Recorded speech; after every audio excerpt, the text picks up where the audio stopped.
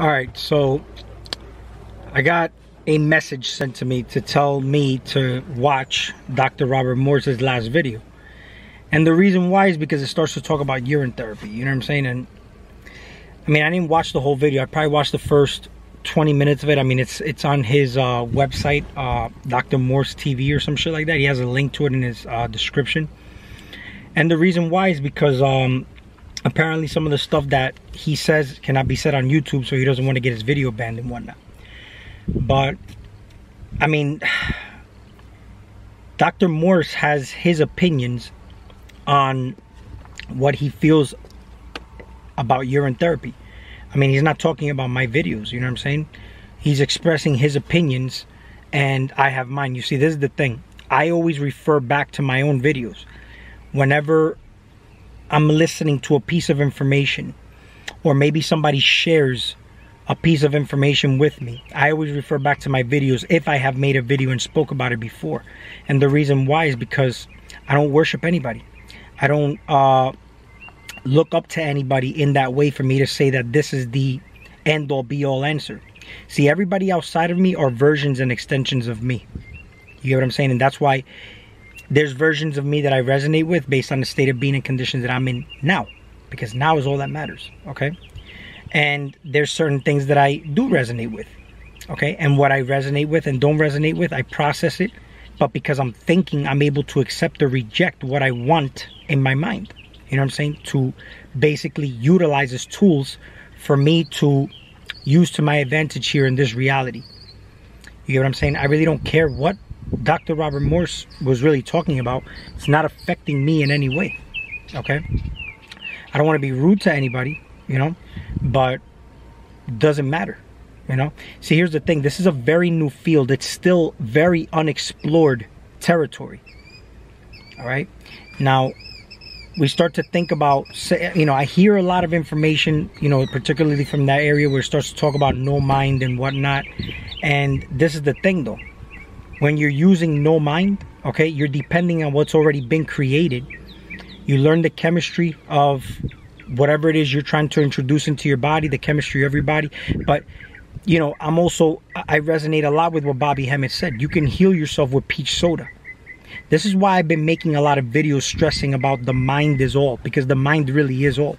I've had first-hand experiences showing me that the mind is all, including the type of people, places, and things that I attract into my life based on the mental states that I'm in and the things that I'm doing.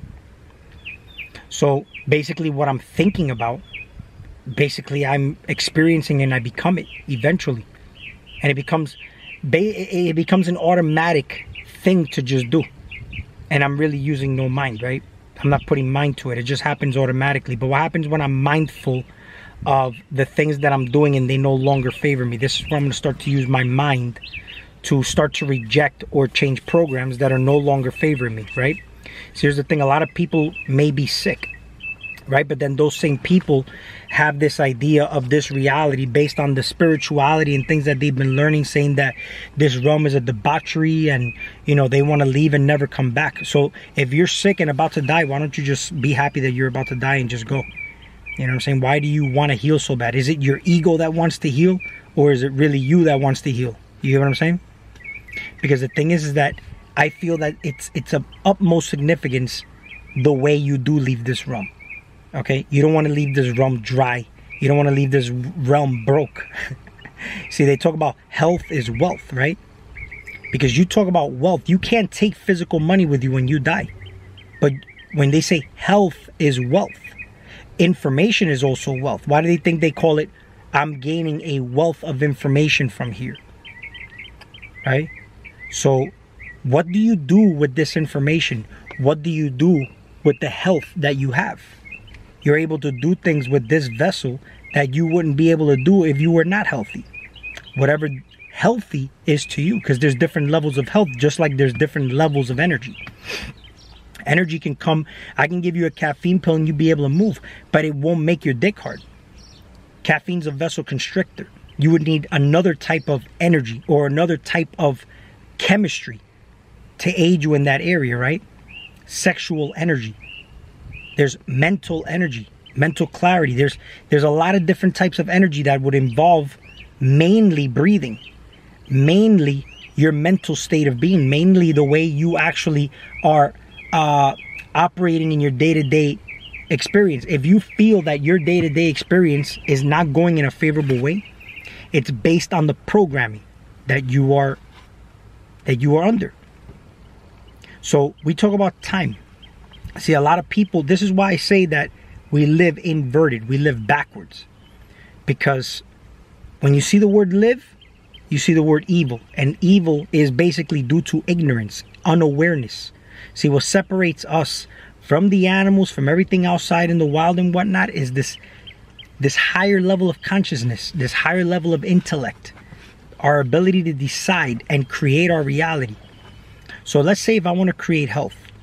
See, a lot of people would try to be healthy, but they're still worrying about their unhealthy self.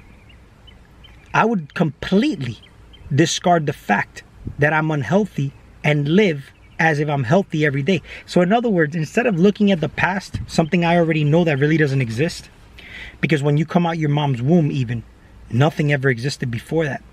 Everybody that I'm experiencing out here, Dr. Robert Morse, Nikola Tesla, fucking Adolf Hitler, it don't matter who it is. All these peoples are versions and extensions of me that I can tap into. Okay? So let's say if I just forget about everything that's happening in my past, because it already happened, I can't change it. You know, I can go back and change certain things in my mind, only to correct certain things for myself, because I'm in my mind. It's my world. This is all projected from me. So let's say if I got picked on in school, okay, and I never did anything about it, right? And I can't live with that. I have a hidden trauma inside. How about in my mind, I replay that movie and I bust his ass? Now, I changed the whole story in my mind, which is all that matters. Okay? But let's talk about the future. What if we started to look at the future as if it was our past? Our outcomes are now going to be more geared towards what we want as an outcome consciously that we want. So I start to think about my future, right? In my now moment, I am already in that future, and I start to act in that way. Your mind can't tell the difference between a real or a fake experience, right? So you start to actually play that movie now, because that's all that matters. And the more you do it, the stronger that reality becomes for that reason, because it's whatever you're programmed in your subconscious. But it would require discipline. It would require a certain level of focus.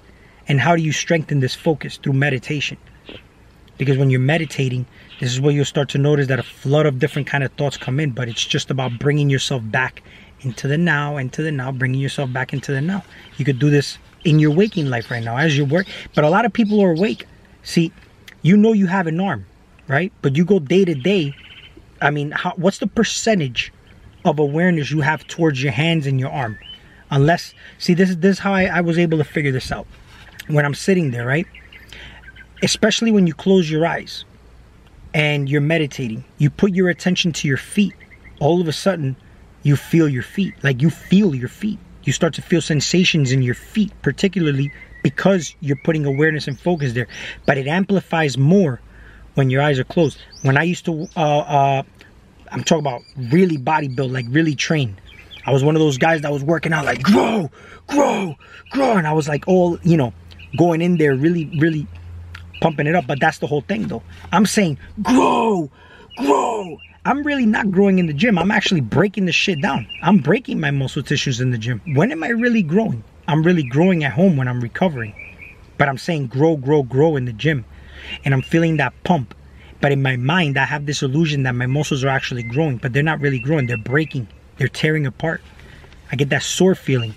When they're healing, that's when they get bigger. When I'm not paying attention to it. Right? But in my mind, they're growing then and there when I'm at the gym.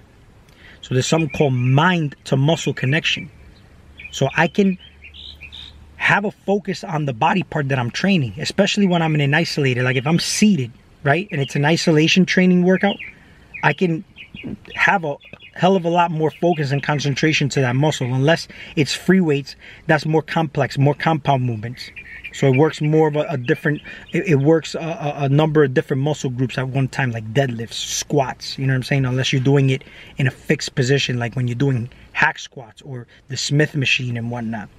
okay, or leg presses. You can basically angle your feet a certain way. It's more concentrated, more isolated. But the moment I close my eyes and I put the attention back to that muscle the same way, that is even more amplified than if my eyes were open, because now I'm closing the main one that's basically focusing on all the things outside of me that are basically stimulation. But the moment I close my eyes, I have a direct connection, mind to muscle. I can't mind to muscle with my eyes open, but it's just more amplified the moment I close my eyes when I'm working out. Okay, so if I'm meditating or if I'm visualizing, and you sit there and take your time, because you have all the time in the world, right? And I was talking to a client. I'll give you an example. I was talking to a client, and a client speaks about not being able to get out of their funk. You know what I'm saying? I explained certain things that I mentioned in my oldest videos. And this is why I've been linking Bob Proctor videos and whatnot. It's not to go and necessarily chase money or say I want money, but it's just the way the mind works. And in everyday life, it's just how it works. Okay?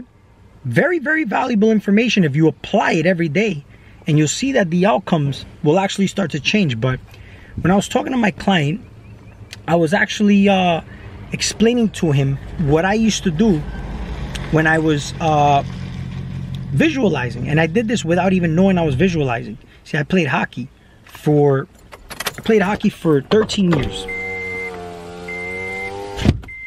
Played hockey for 13 years. And I was infatuated with the sport.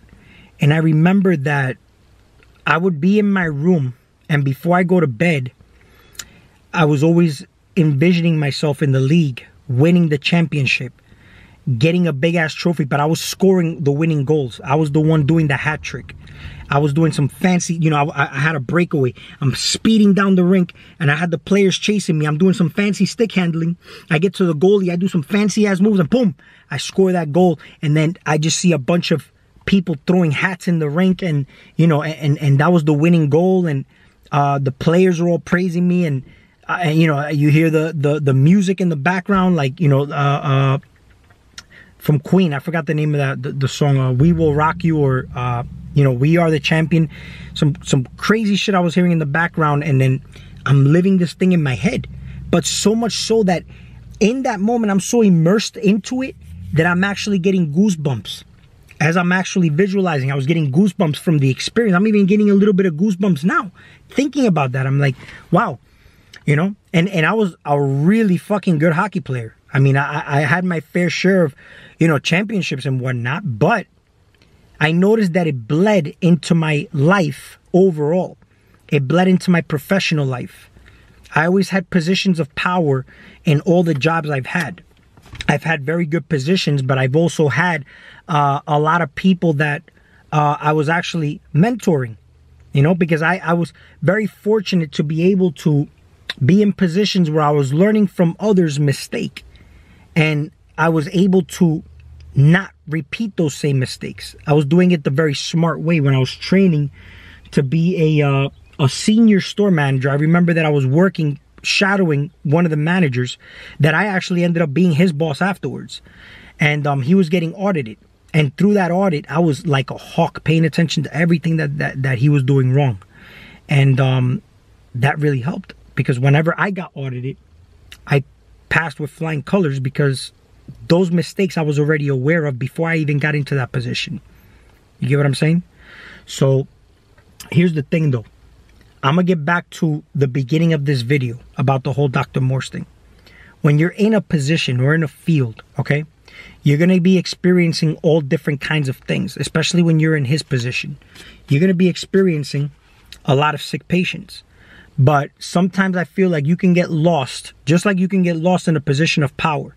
You can get lost in a position of power where, you know, you gain popularity, you gain money, and then all of a sudden you end up losing yourself, okay? When at first it started with integrity.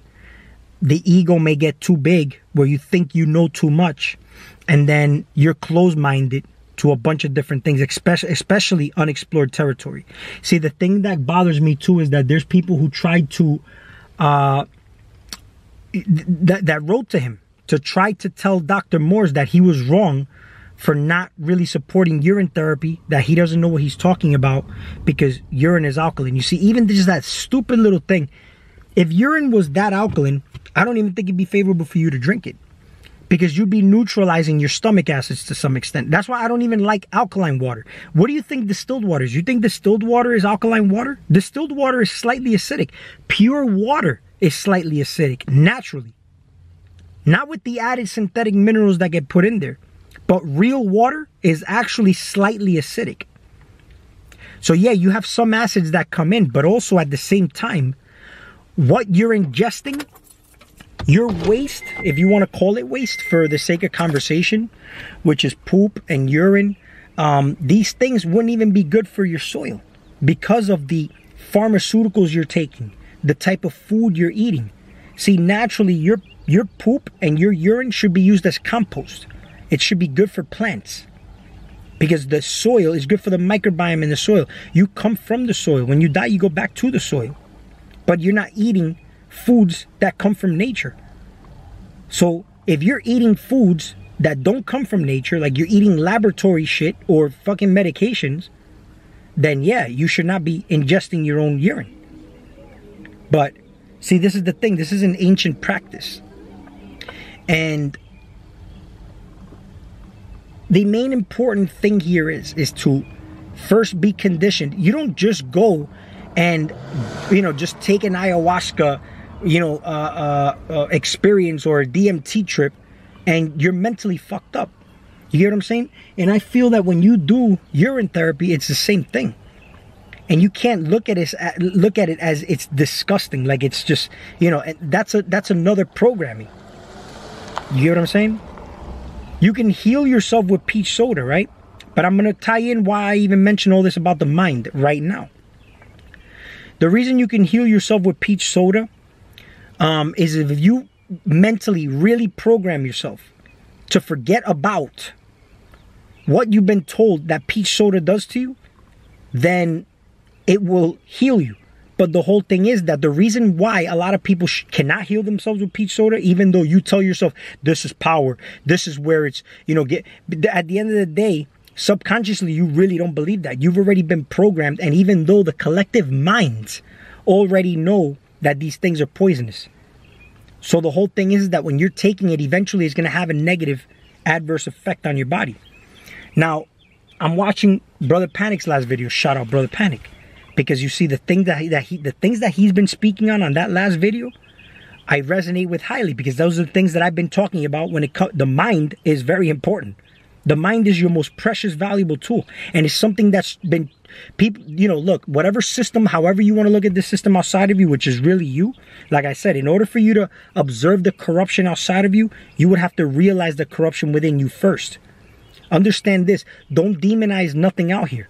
This is all you got to work with. So you use it to the best of your abilities. Okay? You just have to know the laws. Not these man-made laws. Natural law. The laws of nature. Once you know that, then you're able to operate and not really create negative karma for yourself. And I made a video on karma, which you should go back and watch, because it's got very valuable information on what I see karma as. But the reason I even mention all this is because Brother Panic spoke on how he meditates and he uses an apple. He's savoring the apple. Okay? And this is the key. He's using all the senses. And the experience becomes so real. Just like I told you, my experience when I was playing hockey was so very real. Okay? So real, in fact, that he wouldn't even need to eat the apple. Because it was already, that satisfaction was already fulfilled. In his mind, he already really ate the apple. I love Ferrero chocolate. Those are my favorite ones. If I wanted to heal myself with that, do I have to actually eat the Ferrero? I know exactly what it tastes like, but eating it and being very present with it, not just mindlessly eating it, but I'm talking about really eat it, like Marina Abramovich when she spoke about drinking the water. See, you're basically having an experience. And now here's the important part. All these senses are coming into play now. Because now you're mindful of the senses when you were doing it in your visualization, right? So now I'm able to eat this Ferrero chocolate in my mind and I already had the satisfaction. I don't have to really physically eat it. Did I heal myself with Ferrero chocolate? Fuck yeah, right? You can actually work addictions like this too. Urine therapy. You could do the urine therapy exactly the same way, okay? Drink water in the exact same way. In your mind, what does health feel like? Be very present with how health feels like. Let's say if you're fucked up, you got injuries. I broke my wrist. And I did this when I broke my wrist. Okay? I sat there and I meditated to certain binaural beats, but I also very mindfully put all the focus into my arm since it was throbbing and pulsating. I used that as healing energy to my wrist. So I said to myself, okay, how does my wrist feel when it's working properly, when I'm curling 45 pounds in the gym? I was already doing it with that wrist and I was laying there, but it felt very, very real. Kind of like a mind to muscle connection, right? So that's why I feel like open-mindedness toward different ideas would be very wise, because at the end of the day, if we're saying that the urine is waste and a ridiculous idea, all right,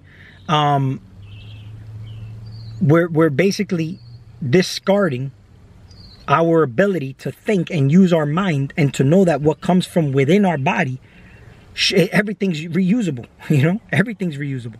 I'm gonna make another video on that because I actually wanted to talk a little bit about addictions, even though I made a video on addictions already. But addictions can be cut even by, I have a chainsaw method that I physically see myself attached. When I have an attachment or if I have an addiction, I have cords attached to that, which is why I'm attached to it. That's why people call it attachment. But I have a chainsaw, and depending, I determine the level of attachment I have, how thick or how hard that cord is to cut. And then that's why I go to work. How many cords are connected to me? I go to work on that. And believe it or not, in an instant, I may have such an urge or a desire for something, and it completely goes away just as I cut that cord in my mind. You hear what I'm saying? But this is why, I mean, if you're gonna eat shit, be very mindful of it. The texture, the flavors, just feel it going down your throat. And then you really don't have to eat it physically, but you did have the satisfaction of it without the chemistry actually negatively affecting you.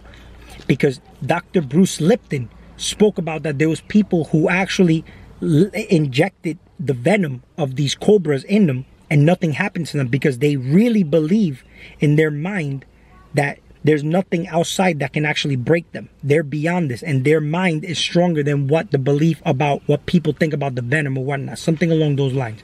I'm gonna talk about it in another video, and I'll link the description on it, because that's a very important video to watch. But you know, Bruce Lipton said, would he do that? He said no, because he knows that he believes that the venom could kill him. But these people had that conviction, that strong belief that it wouldn't. Some things require no mind. When you overthink things, then you don't know your abilities. Look at the lady who had a child under a car. She lifted that car up because she wasn't thinking. She was running on pure adrenaline.